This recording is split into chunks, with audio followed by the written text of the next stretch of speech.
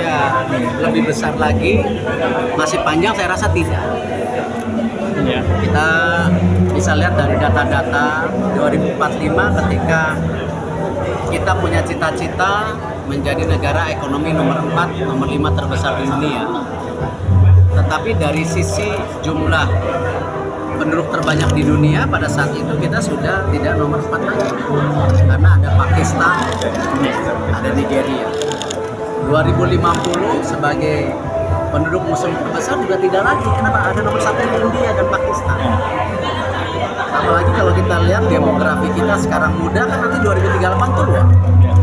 Nah, momentum-momentum ini yang tidak boleh membuat kita terlena, karena buat Indonesia momentumnya hanya sekali. Dari 2023 ke 2027, 2031 ini momentum-momentum yang sangat pendek. Itulah tadi yang saya sampaikan, momentum ini kita harus jaga, di mana salah satunya dengan melalui kebangkitan daripada ekonomi syariah yang selama ini kita hanya jadi market bukan produser. Bagaimana juga kita mulai memikirkan yang namanya industrialisasi pangan, makanan, yang selama ini kita melihat petani miskin, nelayan miskin. Tapi kalau kita lihat ekspor negara lain tinggi-tinggi, jangan-jangan ikannya dari kita. Nah, itu harus ada intervensi yang bersama. Ya, dan pemerintah bersama-sama menjadi solusi bersama rakyat. Ya. Nah, lalu kita lihat lagi apa? Yang masalah digital ekonomi yang kita hanya jadi pasar. Ya. Nah, ini hal-hal yang juga kita termasuk industri kreatif. Jadi saya optimis kalau hilirisasi sumber daya alam diteruskan, pembangunan ekonomi syariah kita jaga, bahkan kita intervensi. Kita bicara juga yang namanya tentu industrialisasi pangan atau makanan kita harus lakukan, dan juga proteksi daripada ekonomi digital dan pengembangan industri kreatif ini menjadi kunci. Kita akan terus tumbuh sampai 2045 sesuai dengan cita-cita kita nomor 4 sampai nomor 5 terbesar di dunia. Baik, terima kasih Bapak.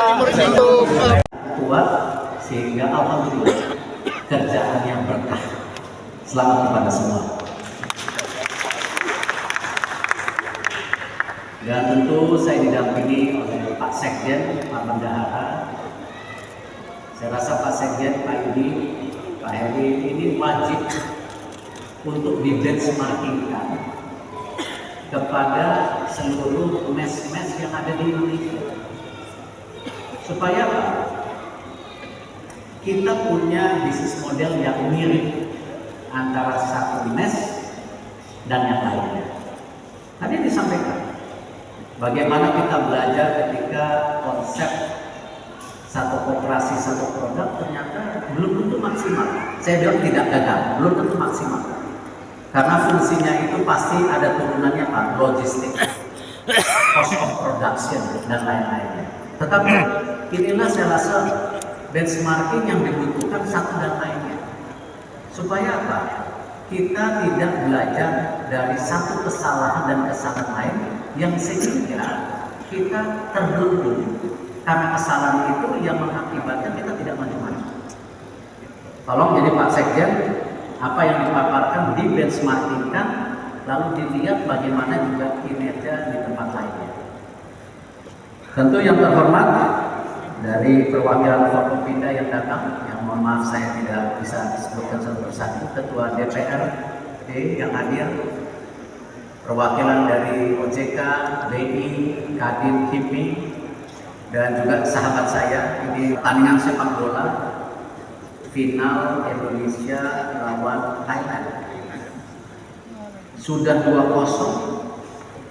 lalu 2-1, harus benar dimanfaatkan. Alhamdulillah, kalau momentumnya datang berkali-kali. Itu terima kasih kepada Allah Subhanahu wa Ta'ala. Sama kepada kondisi Indonesia hari ini, momentumnya luar biasa. Momentumnya luar biasa. Kita punya demografi yang sangat muda, 55% di bawah 35. Kita punya kekayaan alam yang luar biasa. Pertumbuhan ekonomi, kepemimpinan yang sangat-sangat tadi bisa bekerja sama-sama dengan lainnya.